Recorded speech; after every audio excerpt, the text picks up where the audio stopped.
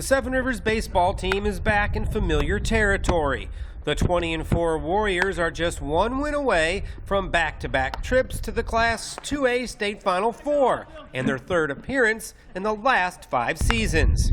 Ultimately, the goal is district championship because that's fun to hang it out on the fence and stuff, and that's the first goal. The second goal after districts, we try to see how far we can go. It's kind of nice to be able to say, if we one more and we go 3 back-to-back and 3 out of 5. Not many programs do that, and to be honest with you, I don't know how we got to this point, but I've got good assistant coaches and good parents and good school and church that back us up, and ultimately we got good, solid, good foundation kids that want to work hard every single day. It's pretty exciting. I've always wanted to be here, and the past couple years since I got here my sophomore year after leaving Lecanto, I just came into a winning culture, and going back to Fort Myers is my dream in high school and stuff, and then going on to the next level, play college baseball. Starting out the season, we came out of the gate banging, and we honestly kept that up. Well, we had a week drought where we kind of fell apart, but I believe that we're back and better, and I think that we're going to go to Seacrest and do some good things and be back in Fort Myers for sure. And not only are the Warriors in a familiar spot, they will be facing a familiar opponent. For the 4th straight year, Seven Rivers will take on Seacrest Country Day out of Naples. It's going to come down to the basics, small ball. I think of that as the bunts and stuff like that, bunt coverages, and just the little plays on defense, because I know for a fact we can hit. So just defense is all it's going to come down to in our pitching staff. It's a lot of the fundamentals, honestly. If we just play just regular ground balls, just make those plays. We don't need to make any superstar, highlight reel plays. Just as long as we can put the bat on the ball and just hit singles and move them over, then that's honestly all we need to do to come out with a win. They're very good. John Crook, I think, helps them out down there. His son plays first base for them. We know who we're going to face. We know exactly what they are for the most part.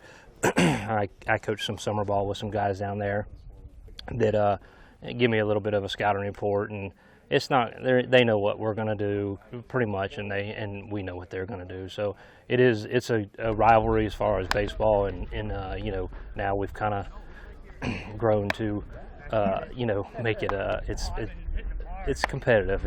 It gets chippy and stuff, and but it's a good time, and that's kind of when you're playing, it's going to be a close game, and that's kind of what you want ultimately when you sit back and look at it. While Friday's game is a chance at back-to-back trips to the state Final Four, the road this year may not have been expected. Seven Rivers graduated a handful of seniors, with 4 of those moving on to college baseball, making this season's run perhaps a little more special.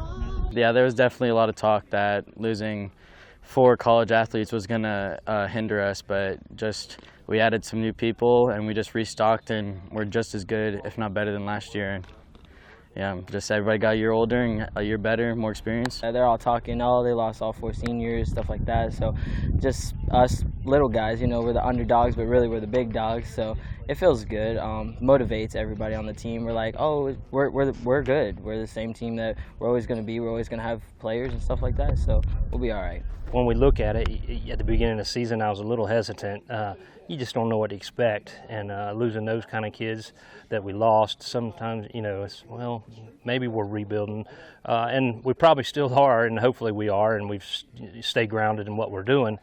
That being said, the boys have played far better than I expected, and to the point to where I get irritated when they do sophomore stuff, and I expect them to be seniors and young adults, and I have to remember that they're 1 year, 2 years removed from being in middle school. So I think they've played above and beyond where they're at, and that's a tribute to the boys and my assistant coaches that have worked really hard to get them where they're at.